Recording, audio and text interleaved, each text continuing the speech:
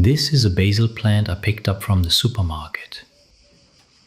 Today I'm going to show you how to turn it into several free plants just by taking cuttings and rooting them in water.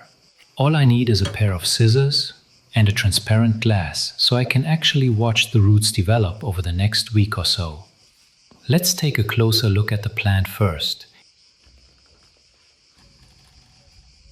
Here's the spot I'm looking for. See these two little shoots starting here? That's a node, and it's the key to this whole process. A node is where the plant naturally produces new growth. It's also where roots form fastest on a cutting, because that's where the plant's active growing tissue is concentrated. So I'm going to cut right here, just below these two new shoots. Now, cutting just below the node is exactly what I want for the cutting itself. That's where the roots are going to form.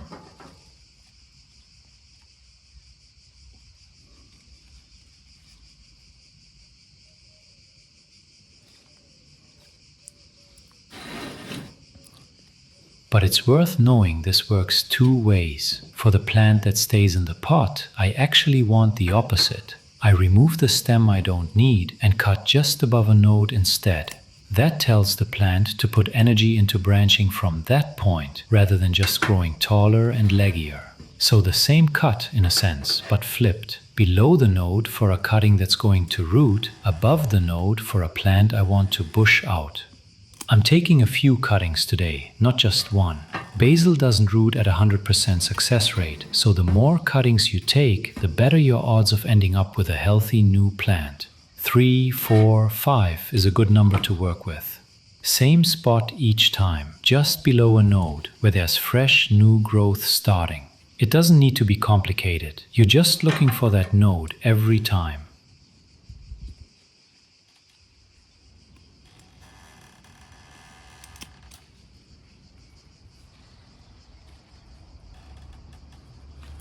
Before these go in water, I'm taking off the lower leaves. Anything that would sit below the waterline needs to come off. I just pinch it off with my nails, or you can use the scissors if you prefer. The reason is simple. Leaves sitting in water don't do anything useful for the cutting. They just sit there and eventually rot, and that can foul the water for the whole glass, not just that one cutting.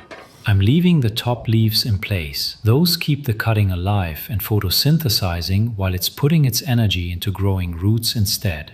Into the glass they go. The important thing is that the node where I made each cut sits under the water. That's where the roots are actually going to emerge from. You might notice the leaves look a little sad at first. That's completely normal. The cutting's just adjusting to not having roots for the moment.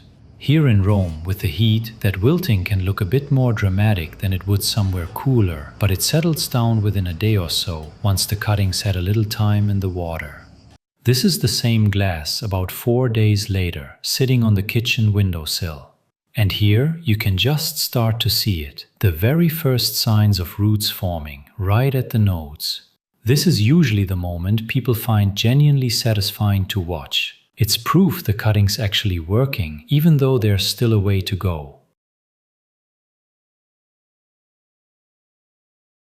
8 to 10 days in now, changing the water every couple of days to keep it fresh.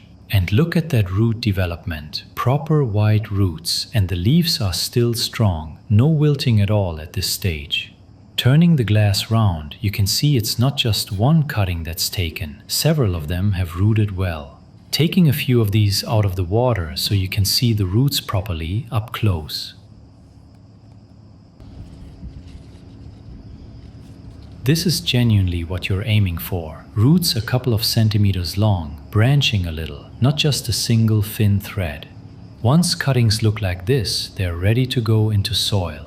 From here, it's straight into small pots with soil. I'm only potting up 3 today, just to show you the process. After this, it's simple. Keep the soil moist but not soaked. Give them plenty of sunlight, and the roots will keep developing while the plant starts growing on its own. If you've got a basil plant at home, this is genuinely worth trying. It costs nothing and it works. Let me know in the comments how many cuttings you end up rooting. And if you're just starting out with herbs, tell me what you're finding trickiest. I read every comment.